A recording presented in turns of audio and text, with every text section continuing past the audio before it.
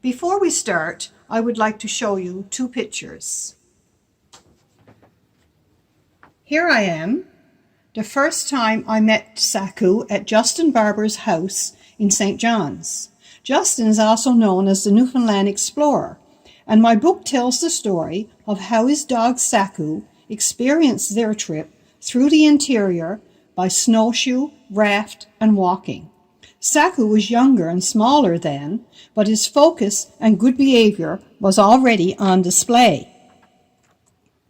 Fast forward a year, now we have a fully grown Saku celebrating the release of his very own book, Saku's Great Newfoundland Adventure, illustrated by the amazing Corey Majo of Gander.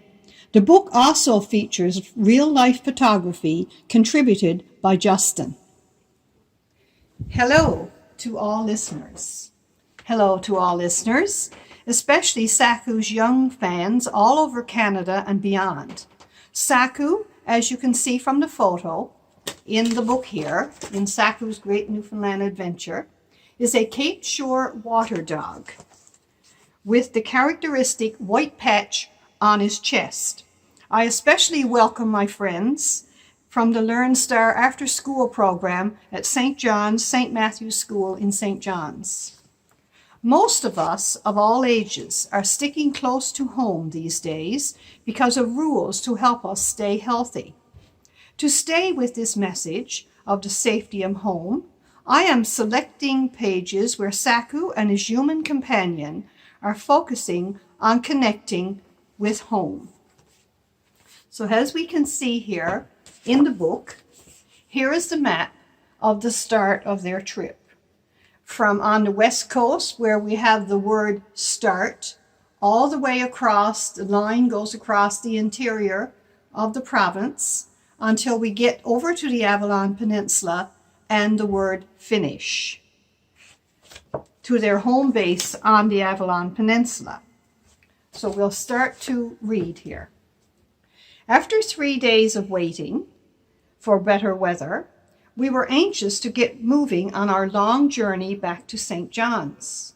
Months ago, Justin had told me, "Soon, Saku, you and I will travel to the other side of Newfoundland and begin a big adventure. Now that we are here, I want to run into the nearest patch of trees, but I hear Justin call, 'Heel.' That is my signal to run back to his side." In the picture that we have here, you can see them now into the interior with the Lewis Hills, the mountainous area of the west coast in the background. For several days we walked and walked, climbing higher and higher, trying not to think of the many, many miles that separated us from our family and friends. I soon learned that the sound of Justin's axe striking tree branches meant the end of our daily journey and that camp time had arrived. So if we were to think of the tent here in the woods as a kind of home base for the night, that's what we have. Each evening it was necessary to pack down the snow before the tent could be raised. Next step was to start a fire. "Hey, my warm bed is coming," I would say to myself, as Justin busied himself making a thick bough bed to raise me off the forest floor.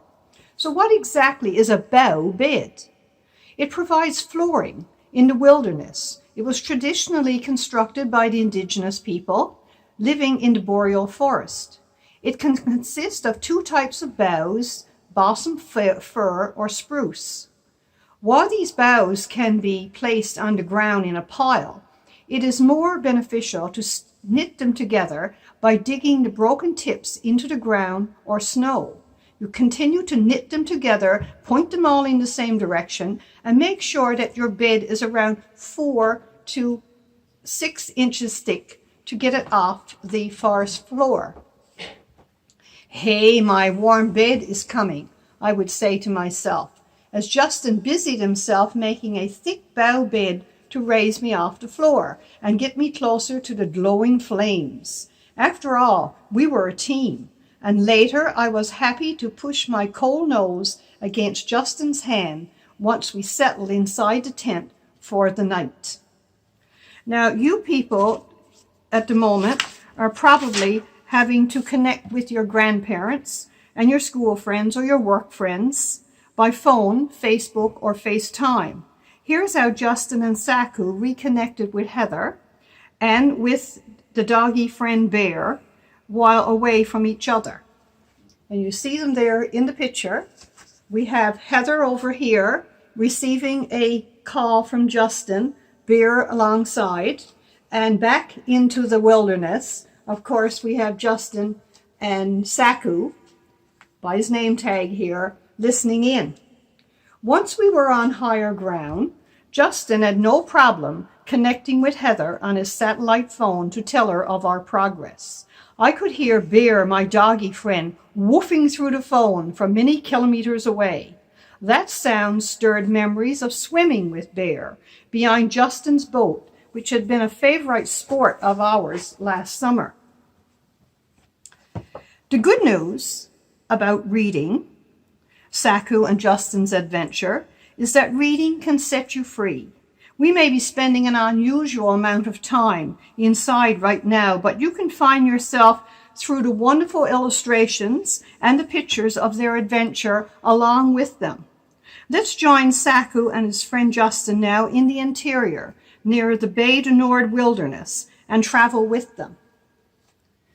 After resting in Conn River and helping ourselves to the stored food, I now had more kibble to carry in my pouch. Justin's pack was heavy again from new supplies, and we even had a new fishing rod to add fish to our menu. Here we are in the Bay du Nord wilderness. It was soon time to re-enter the woods. To my delight, we spent a whole day fishing and caught dozens of silvery fish. Crossing the Bay du Nord wilderness, I watched Justin's eyes drift towards Mount Sylvester. "Look, Saku," he told me, "there's a famous cairn atop that mountain, and we can see it here in the picture. It's been there for over 100 years. Meanwhile, I was making discoveries of my own. Running free was a magnificent herd of white-colored caribou. Although I really wanted to run in their direction, I knew it was best to heed Justin's command. "Stay, Saku." I contented myself with a few excited growls. We now have to cross the next step to cross Placentia Bay. And again, from the illustrations here, the map, we can see that they left up here near Piper's Hole River, across the bay, in the raft, all the way across to Arnold's Cove.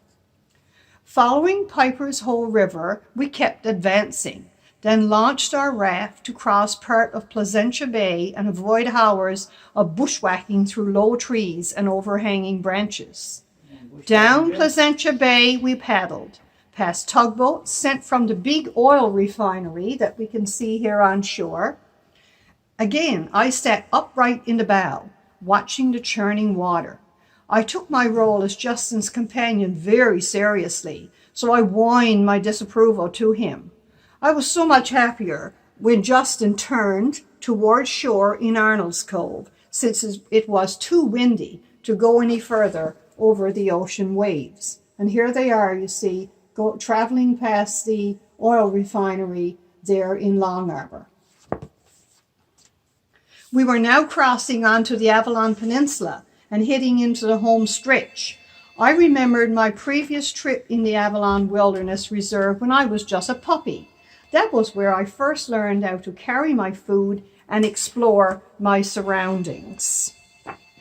Now, you must realize how good it is to be home, even for explorers. So we will move now to day 68, which of course is the last day of the Great Newfoundland Adventure.